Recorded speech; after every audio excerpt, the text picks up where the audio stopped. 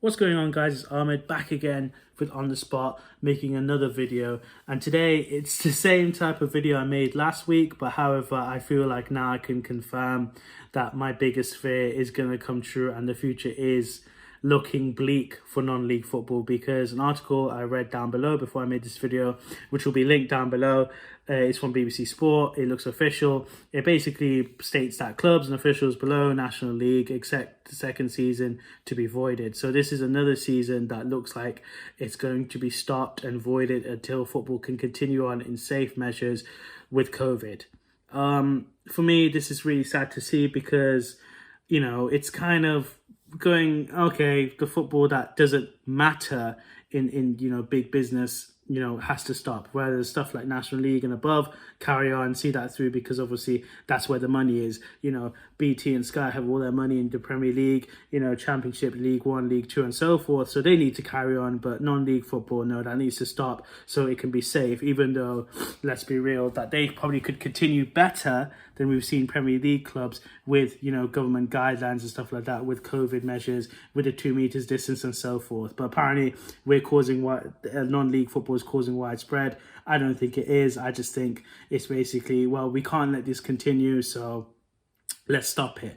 However, of course, there are some optimism in the article, if you want to use that word, because of course the FA now have finally gone, okay, we need to get involved.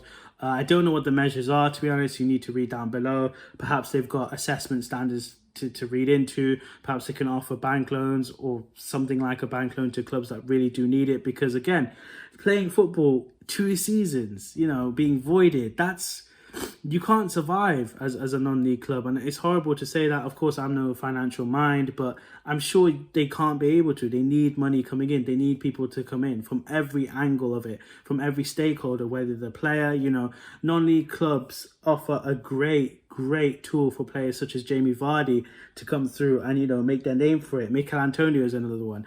You know, players who got let go by clubs, you know, players who can't make it the traditional way can go through this pathway, can go through the football journey, as we call it, and, you know, start off on non-league and then rise up to Premier League fame. And that is brilliant. For instance, we saw Marine, you know, come up from the FA Cup and go against Spurs, which was great to see. And that's what non-league is, and that's what it's all about, giving, you know, everyone a chance to live that Premier League dream and to give essential steps for players, for officials, for everyone involved to make that leap. You know, think about owners. You know, owners can't afford to have their season null and void again. They need people back in.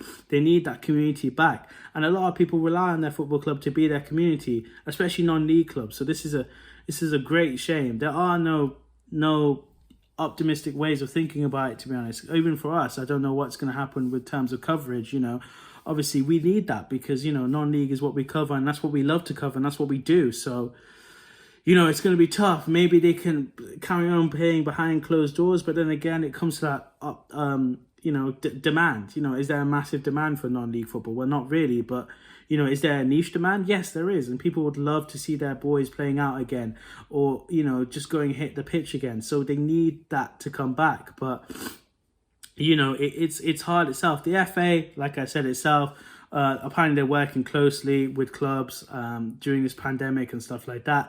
I don't know if they are. You know, you have to talk to someone in the club or anything like that. Maybe they're just giving everyone a traditional niche PR statement saying, "Oh, we're sorry about that. We're here to help." But, you know, I would like to see what they're doing, and I'd like to hear what they are implementing for clubs to carry on, because by 2022 or whenever this pandemic's over, there might not be a lot of non-league clubs around, you know, because there's simply no one to help them or no one there to demand for them, you know. So it's really, really sad to see.